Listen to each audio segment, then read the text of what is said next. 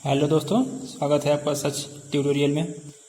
आज हम लोग देखेंगे रेशियो एंड प्रोपोर्शन का पार्ट 2।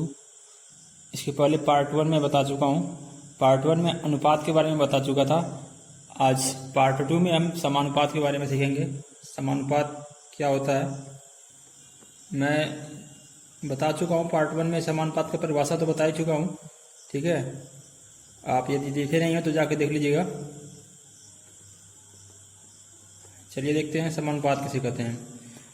एक बार मैं फिर से बता देता हूँ। समानुपात जो दो अनुपातों के बीच तुलना मतलब बराबरी का तुलना करता है। समानुपात दो अनुपातों के बीच बराबरी का तुलना करता है। जैसे मान लीजिए आपके पास दो अनुपात ए अनुपात बी और दूसरा सी अनुपात डी हैं, तो इनके बीच तुलना प्रदर्शित करता है कि ये दोनों अनुपात आपस में बराबर है या नहीं। तो समानुपात का सिंबल होता है, मैं इसके पिछले वीडियो में बता चुका हूँ, ऐसे चार बिंदी बनते हैं। ठीक है, इसे बोलते हैं समानुपात। समानुपात तो आपके पास मान लीजिए दो अनुपात ए बी और सी डी है। अगर ये बराबर हैं तो इसे लिख सकते हो आप समानुपात में ए अनुपात बी, समानुपात का सिंबल सी अनुपात डी। ए बराबर मतलब इसे समानुपात का सिंबल है। यदि आप सिंबल हटाते हो तो ऐसे ऐसे दूसरा तरीका है लिखने का, ए अनुपात बी बराबर का सिंबल सी अनुपात डी। दोनों तरीके सही हैं आपके। ठीक है, मतलब ये दोनों अनुपात आपस में बराबर हैं या नहीं, ये तुलना करता है समानुपात। ठीक, तो अब देखते हैं समानुपात के प्रकार। टाइप्स ऑफ प्रोपोर्शन, PROPORTION, समानुपात के प्रकार। ठीक है, समानुपात तीन तरीके का होता है। सबसे पहला देखिए आप, इसे बोलते हैं continued, CONTINUED, continued proportion, PROPORTION। इसे बोलते हैं वितत समानुपात, वितत समानुपात। ठीक है, दूसरा होता है आपका जैसे डायरेक्ट, जैसे कि जो हम बढ़ाते हैं कोई वैल्यू, अगर इसका ए मान लीजिए ए और बी दो वैल्यू हैं, यदि ए बढ़ाते हैं तो उसके साथ साथ बी भी बढ़ता है, तो उसे बोलते हैं डायरेक्ट प्रोपोर्शन, मतलब समानुपात, सीधे बोलते हैं अनुलोमानुपात। इसे दूसरा नाम है अनुलोमानुपात। दूसरा है आपका direct, DIRECT, directly proportion, PROPORTION। इसे हिंदी में बोलते हैं अनुलोमानुपात, अनुलोमानुपात। ठीक है, मतलब अभी इसके बारे में बताता हूँ, तीनों के बारे में कि अलग अलग इनकी परिभाषा क्या है, किसे क्या बोलते हैं। तीसरा है विलोमानुपात। विलोमानुपात को बोलते हैं इन्वर्सली प्रोपोर्शनल, INVERSANLY,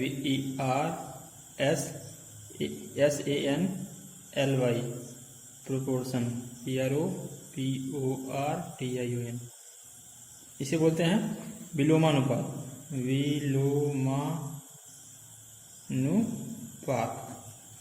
अब इनके अलग अलग बारे में अब पहला देखते हैं, पहला दूसरा तीसरा। पहला देखते हैं, पहला आपका क्या है, वितत समानुपात किसे बोलते हैं। वितत समानुपात जैसे बोलते हैं, मान लीजिए आपके पास कोई तीन राशियां हैं, ए बी और सी, ए बी और सी। वितत समानुपात में क्या होता है, आपके पास तीन राशियां हैं, तो पहले दो पद मतलब पहले और दूसरे का जो अनुपात है, पहला और दूसरे का जो अनुपात है, पहला आपका ए है, इसका अनुपात दूसरे के साथ ए अनुपात बी। ठीक है, जो अनुपात आएगा इनका वही अनुपात दूसरे और तीसरे के बीच रहता है, मतलब बी और सी के बीच में रहता है। जो अनुपात यहाँ पे है ए अनुपात बी के बीच है, वही अनुपात बी और सी के बीच है, तो ये आपस में हो जाएंगे बराबर। यदि दोनों अनुपात बराबर हैं, मतलब ए अनुपात बी का जो अनुपात है वही बी अनुपात सी का भी है, तो ये आपस में बराबर होंगे। तो इसे लिख सकते हो आप बी अनुपात सी भी लिख सकते हो। इसे बोलते हैं वितत समानुपात, मतलब पहले और दूसरे का अनुपात जो आएगा वही अनुपात यदि दूसरे और तीसरे के बीच में आता है, तो वो तीनों राशियां आपस में वितत समानुपात कहलाती हैं। ठीक है, अब मैं आपको एग्जाम्पल लेके बता रहा हूँ। ए बी सी है तीन राशियां, इनका पहला और दूसरे के बीच अनुपात ए अनुपात बी, दूसरे और तीसरे के बीच बी अनुपात सी अनुपात है, बी अनुपात सी है। यदि ये दोनों आपस में बराबर हैं तो बराबर का सिंबल लगाइए। अब समानुपात की परिभाषा से आपको पता ही है, जहां बराबर का सिंबल है, बराबर का सिंबल हटाते हैं तो समानुपात का सिंबल लगा देते हैं। तो आप इसे अगली लाइन में क्या लिख सकते हो, ए अनुपात बी लिख सकते हो। यहाँ बराबर का सिंबल हटाओगे, समानुपात का सिंबल लगा दोगे, फिर बी अनुपात सी। ठीक है, इसको अब समानुपात में मैं इसके पहले वाले वीडियो में बताया था। अब अनुपात हटाते हो तो क्या करते हैं, इसका एक तरीका और है, मतलब इसके और आसान बनाने के लिए ए बट्टा बी लिख सकते हो आप, सिंबल समानुपात की जगह पे बराबर लिख सकते हो, बी इसको बी अनुपात सी को लिख सकते हो बी बट्टा सी। अब जब इस रूप में आपके मतलब मिल जाते हैं, मान लीजिए दो भिन्न आपके पास इस रूप में हैं, तो इनका मतलब तिर्यक गुणा होता है। इसका इसके साथ गुणा हो जाएगा और इस वाले का इसके साथ गुणा हो जाएगा। तो बी का बी के साथ करोगे तो आएगा बी का square, B into B, B का स्क्वायर बराबर ए का सी के साथ करोगे तो ए इंटू सी। स्क्वायर का सिंबल हटाओगे, यहाँ पे स्क्वायर है मतलब वर्ग है, इसका सिंबल मतलब स्क्वायर जब हटाओगे तो बराबर के दाहिने साइड वाली जो वैल्यू है वो कर्ली के अंदर आ जाएगी, तो ए इंटू सी हो जाएगा, बी बराबर रूट ए सी। ठीक है, इसे बोलते हैं मध्यानुपात, इसी को ही बोलते हैं मध्यानुपात, मध्यानुपात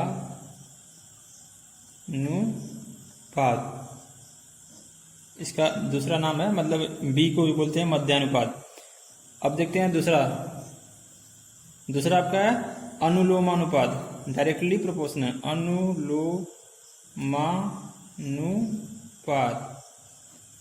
अनुलोमानुपात किसे बोलते हैं, यदि कोई राशि है मतलब ए बी मान लीजिए है, ए और बी हैं, दो राशियां हैं।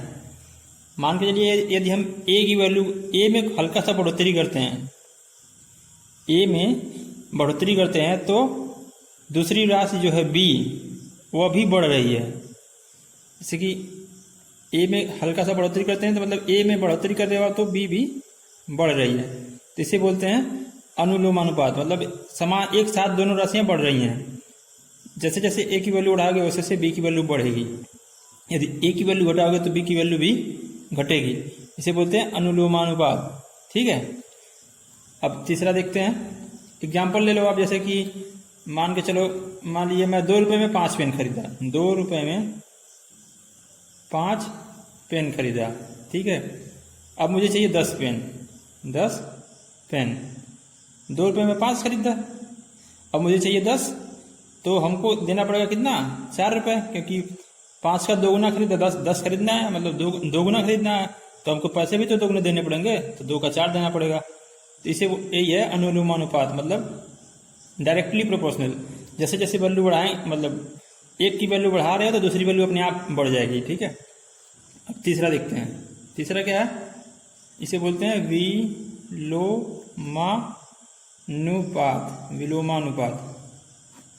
विलोमानुपात मतलब विलोमानुपात, नाम से ही पता है, विलोम मतलब उल्टा, विलोम मतलब उल्टा, मतलब एक की वैल्यू बढ़ाओगे तो दूसरी वैल्यू घटेगी, बढ़ेगी नहीं, घटेगी। अब मान के चलिए, अब ऐसे ही मान लीजिए आपके पास दो राशियां हैं ए और बी। ठीक है, यदि आप ए की वैल्यू बढ़ा रहे हो तो बी की वैल्यू घटेगी, तो इसे बोलते हैं विलोमानुपात। यदि बी की वैल्यू बढ़ा रहे हो, बी बढ़ा रहे हो तो ए की वैल्यू घटेगी, ये है विलोमानुपात। ठीक है, तो अब जैसे कि कोई भी एग्जाम्पल लेके दिखा देता हूँ। जैसे मान लीजिए आप ऐसे ही एग्जाम्पल में ले सकते हो, कुछ भी ले सकते हो आप। जैसे 5 आदमी 10 दिन में, 5 आदमी एक कार्य करते हैं 10 दिन में। ठीक है, 5 आदमी 10 दिन में करते हैं। अब आपसे कहते हैं 10 आदमी कितने दिन में करेंगे, 10 आदमी कितने दिन में करेंगे।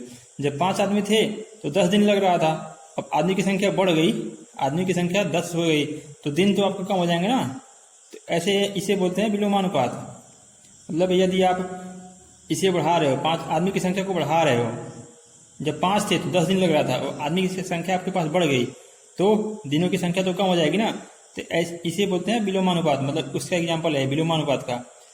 इसमें लगेंगे कितने दिन? 5 दिन लगेंगे। जब 5 आदमी थे 10 दिन लग रहा था, अब 10 आदमी हैं तो 5 दिन लगेगा। ठीक है, तो अनुलोमानुपात, विलोमानुपात और वितत समानुपात, आशा करता हूँ आपको समझ में आ गया होगा। और समानुपात किसे कहते हैं ये भी समझ में आ गया होगा।